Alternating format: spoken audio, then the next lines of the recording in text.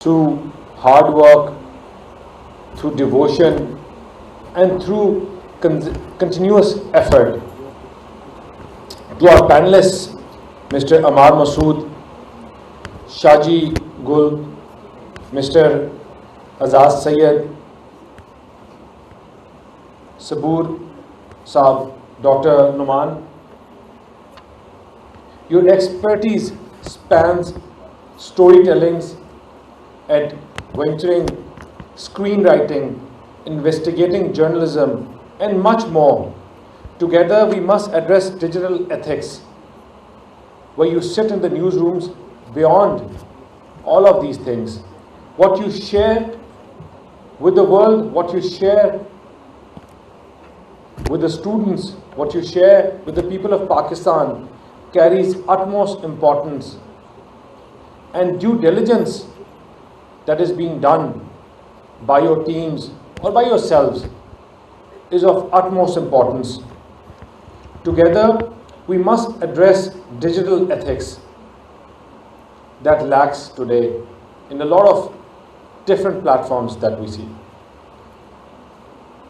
The role of creative media in building a disquieting society and making sure that as Western societies have developed, that all the information that is being transferred or that is being shared is authentic.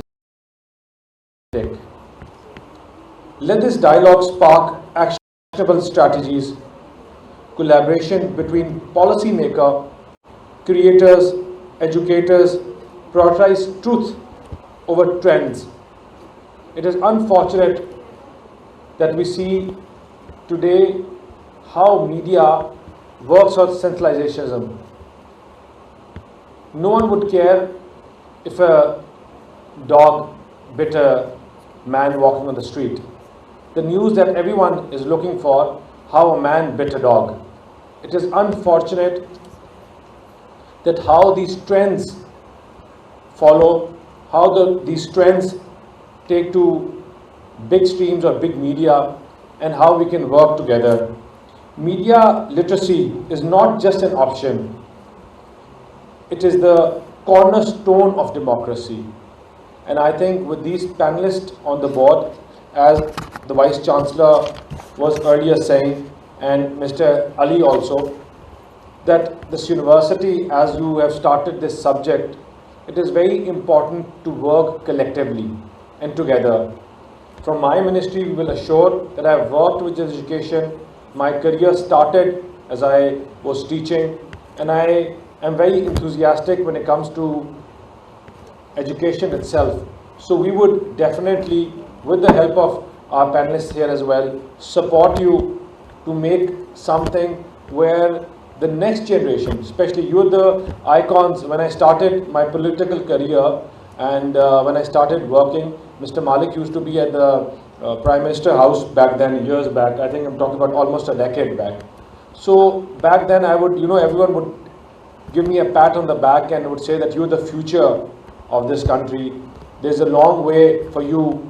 And I would look at them at times and I would think that, will I ever be given a chance to even contest? Will I ever be even given a chance to come on a podium and speak? Because there I was sitting learning from people like him and others who were there.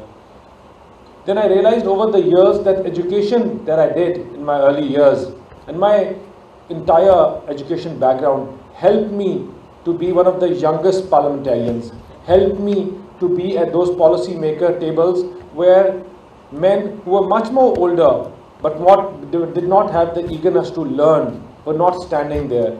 And that, all of you are blessed to be in one of the best universities. You have a long way, you have a long careers in media, and this is the example in front of you.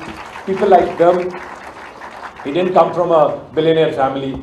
He drives a beautiful Mercedes without even him telling me. I'm pretty sure that's his.